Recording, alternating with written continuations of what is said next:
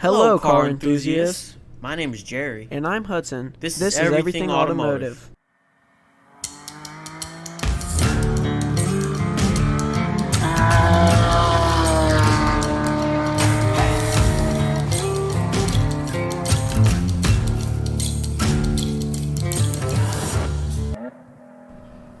Welcome to Everything Automotive, the podcast where we're talking debate about cars, trucks, boats, and engines. In this episode, we'll be driving into the latest news about brand new cars in 2025, drag racing news, endurance racing news, and the drift scene. For our first topic, we'll be having a look at the latest cars coming out this year. The new Corvette ZR1 comes out this year, powered by a twin turbocharged 5-liter V8. It makes 1,064 horsepower and 828 foot-pounds of torque. The top speed of it is 215 miles per hour, and it goes up for about $174,000. Definitely cheaper than most supercars, and has almost hypercar performance. Wow. I'm gonna be honest, I don't know how I feel about it. It's an amazing deal for the price, that's for sure, but I feel like it lacks driving experience. There's no supercharger, there's no manual transmission either. It's replaced with a turbo V8 flat plane. Just sounds like every other supercar on the market right now. And it lacks because it's a turbocharged motor. It needs a supercharger because it has more torque and it hits harder off the line. Another car coming out this year is the VW ID Buzz, Volkswagen's new bus coming out later this year. It's an electric van with a nice looking interior. It's a little weird looking, definitely, but I like that interior.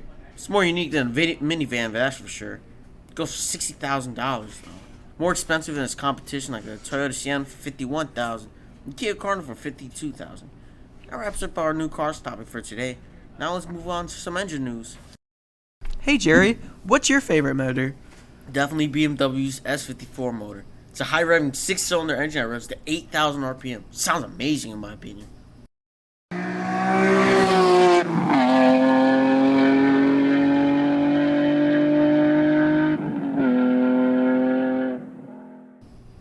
Man, that sounds so good. Probably the best motor BMW's ever made in my opinion. But what about you? My favorite motor is Chevy's all-aluminum LS. It sounds so good.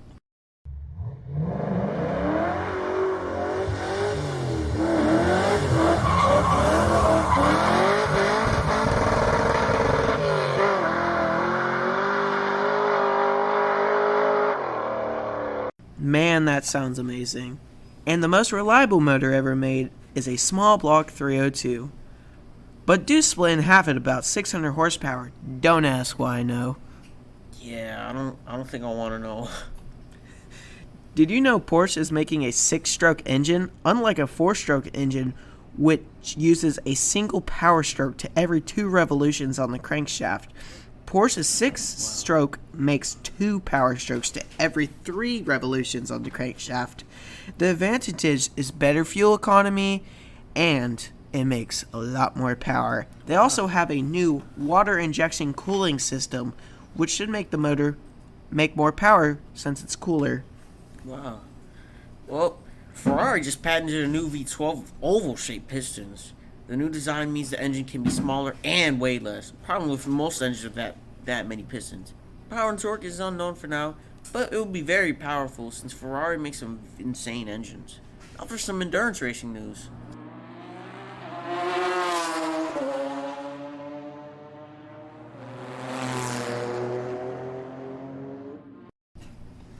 Speaking of V12s, the Aston Martin Valkyrie hypercar has made its first appearance in both IMSA and the WEC. While its first ever race in the 10-hour Qatar endurance event was short-lived, in the American scene, survived the 12 hours of Sebring, but was a little bit behind on pace compared to the Porsche, Cadillac, and Acuras. While on the topic of IMSA team AL Racing, famous for running the Rexy Porsche 911 that we all know and love, is under fire on social media after a loyal fan sent a cease and desist letter after replicating the dinosaur-themed livery on her own car.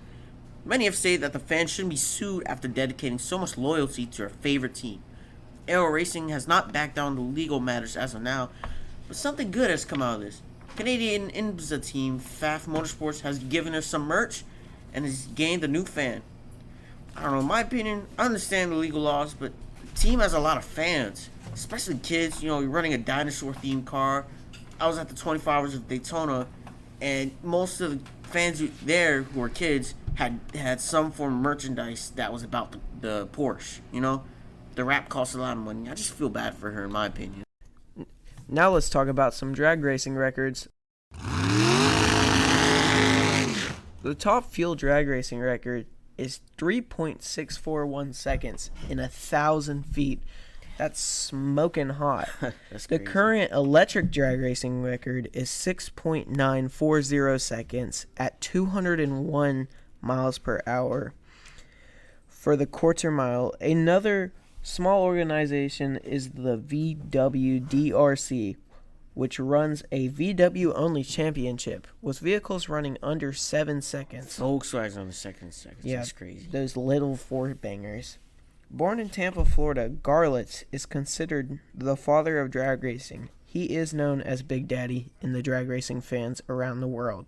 A pioneer to the field of drag racing, he perfected the rear-engine top-fuel dragster, an innovation motion by the loss of part of his foot in a dragster accident.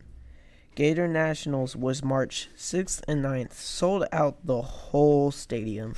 Top fuel funny car, Pro Stock, and Pro Stock motorcycle classes raced. Me and my brother wanted to go to that, but the tickets sold out fast. They're way too expensive. Now for some drift news. The upcoming Formula Drift season starts with its first round in Long Beach, California. The event starts April 5th, so get your tickets before they sell out like last year.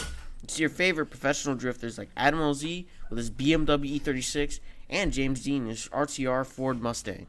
Yeah, Adam LZ has a pretty large YouTube channel. You can check him out at Adam LZ Official. Yeah, he's living the dream life right there. Bro, he has so much land. Yeah, going back to the ZR1 Corvette, I really wish they supercharged it instead of turbocharging it. I mean, it would give it so much more power. It's more of what type of person you are to pick either, but I like superchargers more. Yes, to me it's like following a trend. All the new supercars and hypercars, they're all the same. They all sound the same. They have their $3 million price tag. You know, they're not unique anymore. There's no good sounding engines. I understand they need to, evolve like technology, hybrids and stuff, but there's nothing to be excited about. At least for me, I'm not sure about. Yeah, I think they should do something new on one of the LS engines, like putting a hemispherical head on it so it makes higher compression. It'd probably sell a lot better, being that's a Hemi, and make way more power. Even if it was a ported head too, it would make tons of power. The supercharger, just like a Whipple 5-liter on there. That would be crazy. Yeah, it would be sweet. I wonder how many seconds that will run on the drag strip. Well, listeners, that's all we have for today. I'm Hudson Huebner. And I'm Gerry Greaves. Thank you for listening to Everything Automotive.